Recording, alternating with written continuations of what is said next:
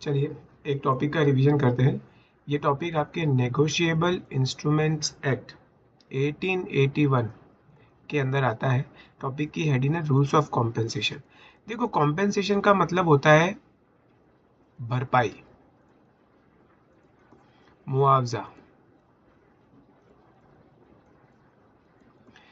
यानी कि अगर कोई नुकसान हुआ है तो उस नुकसान की भरपाई करना। अपन जब compensation for loss and damages बोलते थे, उसमें सी वाला जो वर्ड है वो कंपेंसेशन ही होता है। तो यहाँ पे कंपेंसेशन की बात आ रही है नेगोशिएबल इंस्ट्रूमेंट्स एक्ट में। ये क्या कंपेंसेशन है? चलो एक छोटा सा एग्जांपल लेते हैं। ए को बी को 1 लाख रुपए देने थे, तो उसने क्या सोचा कि मैं एक चेक लिख देता हूँ, और उसने वो चेक लिख दिया जिसमें लिख दिया कि 1 लाख रुपए बी को मिल जाएंगे, और वो चेक उसने बी को दे दिया। चलो ये ट्रांजैक्शन ऐसे तो खत्म हो गया, पर मान लो ऐसा हुआ कि बी जब अपनी बैंक में गया, उसने वो चेक डाला, तब वो चेक बाउंस हो गया। अब बी के पास क्या रास्ता है?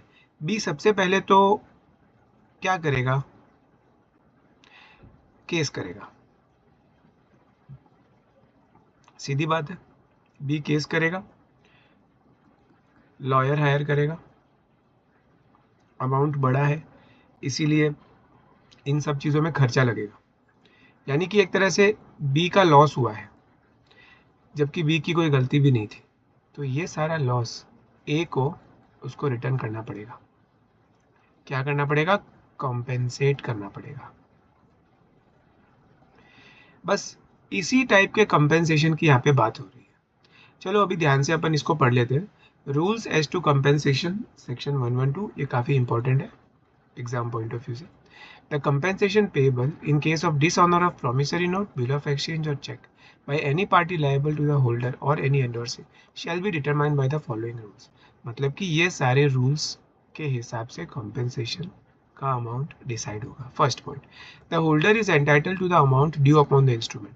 जैसे कि अपने केस में 1 लाख रुपए जो बी को मिलने चाहिए थे वो तो मिलेंगे ही मिलेंगे, together with expenses properly incurred in presenting.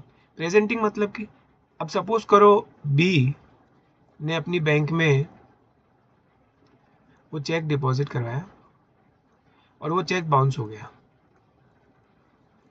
अभी ये पूरे जो प्रोसेस है उसमें बी के सपोज करो 100 रुपीज़ लगे। बी की जो बैंक है ना, वो डिमांड करती है कि अगर आप चेक डिपॉजिट कराते हैं और वो बाउंस हो जाता है तो उसमें 100 रुपीज़ लगेंगे। तो यहाँ पर ये 100 रुपीज़ भी बी को वापस मिलेंगे। नोटिंग मतलब कि जब भी इस तरह से कोई इलीगैलिटी हो जाती है तो अपने को लॉयर के पास जाके नोटिंग करवानी पड़ती है। इसका मतलब स्टैम्प पेपर के ऊपर पूरी कहानी लिख के देनी होती है और एक लॉयर उस पर साइन करेगा। इसको नोटिंग बोलते हैं। अब वो लॉयर फ्री में तो साइन करेगा नहीं, वो भी सपोज करो अपनी 1000 रुपीज़ की फीस लेगा, तो इसको नोटिंग फीस बोलते हैं। वो भी उसका कंपेंसेशन भी मिलेगा। प्रोटेस्टिंग, प्रोटेस्टिंग मतलब कि केस लड़ना। आप वकील हायर करोगे, कोर्ट में वो आपके लिए केस लड़ेगा और वो अपनी फीस चार्ज करेगा। तो ये 3 चीज़ें, जो बेसिक अमाउंट है वो तो मिलेगा ही मिलेगा, साथ में ये 3 चीज़ें भी मिलेंगी। Next point, when the person charge resides at a different place. अब ऐसा सपोज करो कि ए मान लो यूएस में रहता था, जहाँ पे करेंसी कौन सी है? डॉलर। और बी इंडिया में रहता था, जहाँ पे करेंसी है आईएनआर। और मान लो ए ने जो चेक है ना, वो रुपीज में नहीं, क्योंकि वो यूएस में रहता है ना, तो उसने $10,000 का चेक बनाया। अब वो चेक बाउंस हो गया। चेक बाउंस हुआ, मान लो चेक उसने लिखा मान लो 30 जुलाई को था। बी ने अपने बैंक में वो चेक 5 अगस्त को प्रेजेंट किया। अब चेक अगर बाउंस हो गया तो रुपीज और डॉलर का एक्सचेंज रेट तो डेली चेंज होता रहता है, कभी 80 होता है, कभी 81 होता है, कभी 82 होता है। तो अपन जब उसकी पेमेंट करने की बारी आएगी तो 30 तारीख का लेंगे कि 5 तारीख का लेंगे, कि जब वो एक्चुअल पेमेंट मान लो उसने 10 तारीख को किया, चेक बाउंस हो गया, केस वगैरह लड़ा गया, ए को नोटिस भेजी गई और कोर्ट ने बोला कि तुम्हें पेमेंट करना पड़ेगा। 10 तारीख को कोर्ट का डिसीजन आया और 10 तारीख को ए पेमेंट करना चाहता है। अब 30 तारीख को 80 रेट था, 5 तारीख को 81 रेट था और 10 तारीख को 82 रेट था। तो इन तीनों में से कौन सा रेट लेंगे? तो ये करंट रेट लिया जाएगा, करंट रेट। इसको है ना एफएक्स रेट भी बोलते हैं। एफएक्स रेट मतलब फॉरेन एक्सचेंज रेट। पर कौन सा वाला लेना है? करंट, जो भी लेटेस्ट, अभी जब पेमेंट कर रहे हो तब का रेट लेना है। When a person resides at a place different from that at which the instrument was payable, the holder is entitled to receive such sum at current rate of exchange between the two places. ठीक है? An endorser who being liable has paid amount due on the same is entitled to the amount so paid with an interest of 18% per annum. देखो क्या मतलब होता है। Endorser का मतलब अपन देख चुके हैं। सपोज करो ए ने बी को कोई नेगोशिएबल इंस्ट्रूमेंट ट्रांसफर कर दिया, या फिर एक सिंपल भाषा में समझे कि ए ने चेक लिख के बी को दिया और बी ने वो चेक सी को दे दिया। तो अब बी क्या बन जाएगा? एंडोर्सर। पर फाइनल पेमेंट की जवाबदारी तो एक ही है, सीधी बात है। अब मान लो जिस दिन पेमेंट की बारी आई, सी ए के पास जाता है और ए पेमेंट नहीं करता, तो सी के पास क्या ऑप्शन बचेगा? सी बी के पास जाएगा। पर बी की जवाबदारी तो थी नहीं ना, पर फिर भी बी को एक बार पेमेंट करना पड़ा। तो मान लो बी ने 1 जनवरी 2024 को 1 लाख रुपए का पेमेंट कर दिया। अब बी क्या करेगा? वो ए के पीछे भागेगा कि तुम मुझे ये पैसा वापस दो। ए ने 1 महीना लगा दिया। 1 फरवरी 2024 को ए ने 1 लाख रुपया रिटर्न किया। देखो यहाँ पर बी ने सी को दिया था और यहाँ पे ए ने बी को दिया था। अब ये 1 महीने तक 1 लाख रुपया ब्लॉक रहा था। किसका? बी का। बी का 1 लाख रुपया तो फंसा रहा। तो बी क्या कर सकता है? इंटरेस्ट चार्ज कर सकता है। किससे चार्ज करेगा? ए से। और रेट ऑफ इंटरेस्ट क्या होगा? 18% पर एनम। बस ये चीज याद दी है।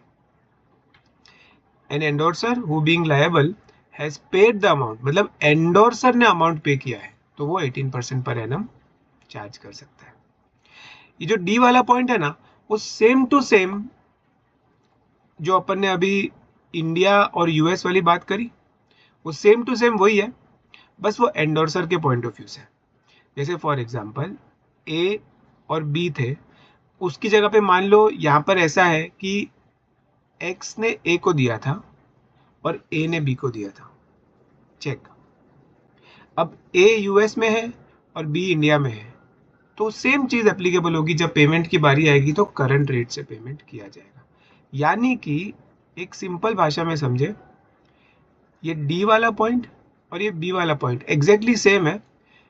बी वाला पॉइंट, ये जो बी वाला पॉइंट है ना, उसमें जो मेन पार्टीज इन्वॉल्व है उनके बीच की बात करिए।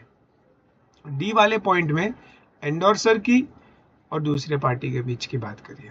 जैसे when the person charged and such endorser resides at different place, the endorser is entitled to receive such sum at current rate of exchange between the two places. कहने का मतलब अगर किसी एंडोर्सर ने पेमेंट कर दिया है, मान लो कि ए ने एक बार बी को पेमेंट कर दिया जबकि एक्स को करना चाहिए था, main writer of the instrument है एक्स। अब ए मान लो यूएस में है और एक्स अब दूसरी कोई कंट्री लेते हैं, मान लो वो लंदन में है, तो वहां पे तो पाउंड चलता है। तो पाउंड और यूएस डॉलर के बीच का कौन सा एक्सचेंज रेट लेंगे? सीधी बात है, जो भी करंट, जब वो पेमेंट कर रहा होगा करंट एक्सचेंज रेट लिया जाएगा। लास्ट वाला point, the party entitled to compensation may draw a bill upon the party liable to compensate him. देखो ये अपन ने देखा ना, यहाँ पर ए बी सी डी, ये सारे टाइप के पेमेंट्स लेने बनते हैं। जो बेसिक अमाउंट है ये 1 लाख रुपए की, जो मान लो कि चेक बाउंस हुआ है, तो वो जो चेक जितने अमाउंट का था वो तो मिलेगा ही मिलेगा, साथ में ये ए बी सी डी भी मिलेंगे। तो जिस भी पार्टी को ये पेमेंट लेना है ना, वो इन सब अमाउंट का अलग बिल ऑफ एक्सचेंज बना सकता है। जैसे फॉर एग्जांपल ए का 1000 था, बी का 500, बी पॉइंट का 500 था, सी पॉइंट का 500 था और डी पॉइंट का 1000 था। ठीक है, तो टोटल मिला के कितना हुआ? ये 3,000 हुआ। तो बेसिक 1 लाख रुपीस का तो अमाउंट लेना ही है, पर जो बाकी का 3,000 है ना, जो पेनल्टी का बोल के, कंपेंसेशन का बोल के, पेनल्टी तो वर्ड यूज नहीं कर सकते, कंपेंसेशन है, उसका वो अलग बिल ऑफ एक्सचेंज बना सकता है और सामने वाले को बोल सकता है कि साइन करो। बिल ऑफ एक्सचेंज में साइन करने की जरूरत होती है, ठीक है। बस वही चीज यहाँ पे लिखी, the party entitled to compensation may draw a bill upon the party liable to compensate payable at site or on demand for the amount due to him together with all expenses। amount due to him मतलब जो 1 लाख रुपया था उसका तो amount का bill of exchange बनाया ही जा सकता है, उसमें तो कोई दिक्कत ही नहीं है।